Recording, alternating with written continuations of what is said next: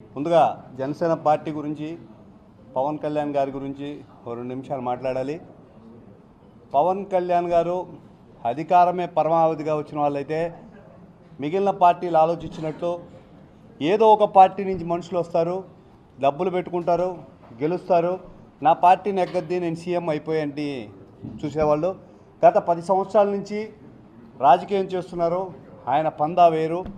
సామాన్యుల చేత రాజకీయం చేయాలి, బడుగు బలహీన వర్గాలందరికీ కూడా రాజ్యాధికారం అనేది అందాలి, అధికారం అందని వారికి అధికారం అందే విధంగా నాతో 25 ఏళ్ళు నడవగలిగిన వాళ్ళు నాతో ప్రయాణం చేయండి అని చాలా స్పష్టంగా చెప్పారు.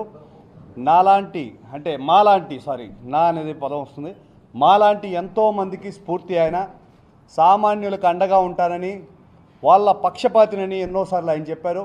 ఎన్నో కష్టకాలంలో ప్రజలను ఆదుకున్న పరిస్థితి పవన్ కళ్యాణ్ గారిని మనం చూడొచ్చు.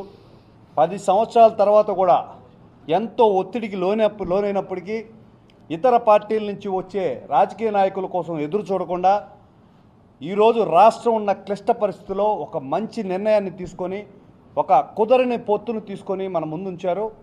నిన్న మనం చూసినట్లయితే ఒక రాజకీయ నాయకుడు అనుకొని ఒక ఆయన రిజైన్ చేశాడు, జిల్లా అధికారి అనుకొని.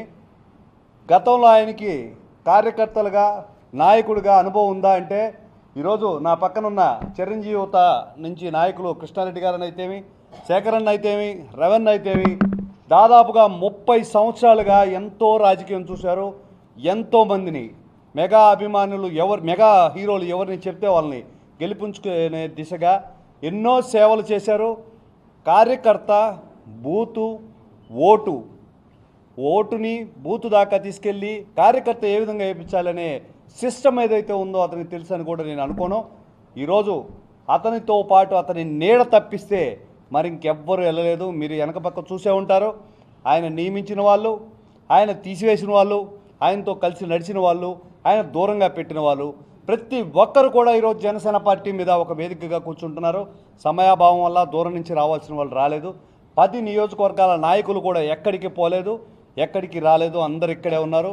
ఈరోజు పవన్ కళ్యాణ్ గారు ఎన్నో సందర్భాల్లో చెప్తుంటారు, పోటీ చేసేది పవన్ కళ్యాణ్ గారే అనుకొని మీరందరూ కూడా ఎలక్షనీరింగ్ చేయాలని.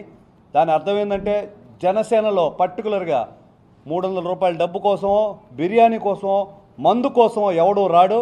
పవన్ కళ్యాణ్ గారు గెలవాలనే వస్తాడు. ఆ గెలవాలని వచ్చిన వాళ్ళందరూ కూడా ఒకే లైన్ మీద జనసేన పార్టీలో ఉన్నారు. కొద్దిమంది ఉన్నా చాలా బలంగా ఉన్నారు. మీ వల్ల మీరు రాజకీయాల నుంచి వైదొలిగిపోవడం వల్ల జనసేన పార్టీకి వచ్చిన నష్టమేం లేదు. సుదీర్ఘకాలం ప్రయాణిస్తారనుకొని, ఒక మంచి వ్యక్తిత్వం అనుకొని కొంతమందిని నమ్మి ఎన్నో బాధ్యతలు అప్పచెప్పడం జరిగింది. ఎందరినో అంటే ఒక చదువుకున్న యువకుడు, ఒక మంచి కుటుంబానికి చెందిన యువకులు అని చెప్పి చాలామందిని ప్రోత్సాహకరంగా ఆయన వెనుతట్టి ప్రోత్సహించారు, కొత్త యువతని తీసుకురావాలని. అంతేగాని అతను నాయకులకు కొడవడిగాడు.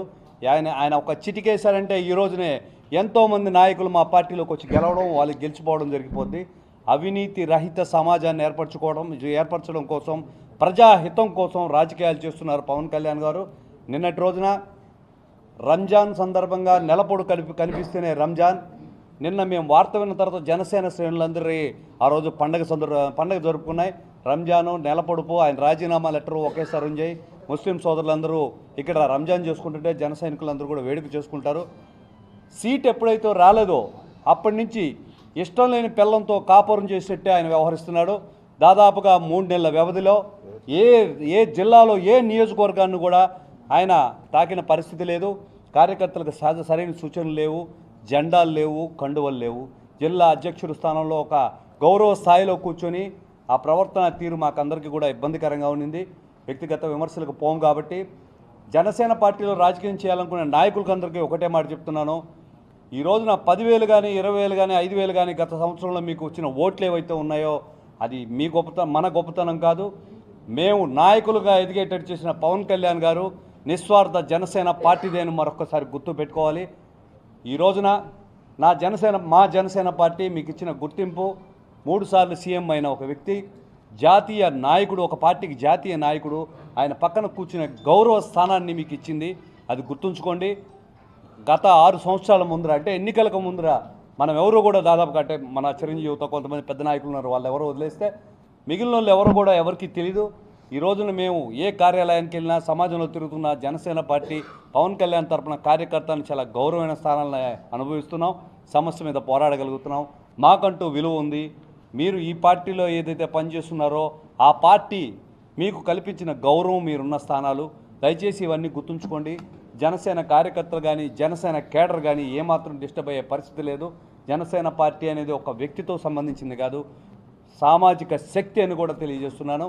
పవన్ కళ్యాణ్ గారి నిర్ణయమే శిరోధార్యం. ఆయన ఏమి చెప్తే అది చేయడానికి కూడా జనసేన శ్రేణులందరూ కూడా సిద్ధంగా ఉన్నాయి. సమీకరించడం చేతకాక ఆగిపోయినా ఈ మా సమస్యలన్నీ తీర్చి జాతీయ మీడియా ప్రతినిధి వేములపాటి అజయ్ గారు ఒక చక్కటి వేదికపై మమ్మల్ని అందరినీ కూర్చోబెడుతున్నారు. రాజకీయాలు తెలియని నాలాంటి వారికి ఎందరికో స్ఫూర్తిగా ఆయన నిలవనున్నారు. ఒక సరికొత్త రాజకీయాన్ని ఈ రోజు నుంచి జనసేన పార్టీ తరపున, నెల్లూరు జిల్లా తరపున ఆయన మాకు మార్గదర్శకంగా చూపబోతున్నారని తెలుపుకుంటూ, వెళ్ళిపోయిన ఒకరిద్దరి వల్ల జనసేన పార్టీకి నష్టం లేదు. అతని నీడ తప్పిస్తే మరెవరు అతనితో వెళ్ళలేదు. జనసేన పార్టీ ఎప్పటిలాగే ఎంతో బలంగా ఉందని మరొకసారి తెలియజేస్తున్నాను. జై జనసేన, జై హింద్. Bye bye Chennareddy.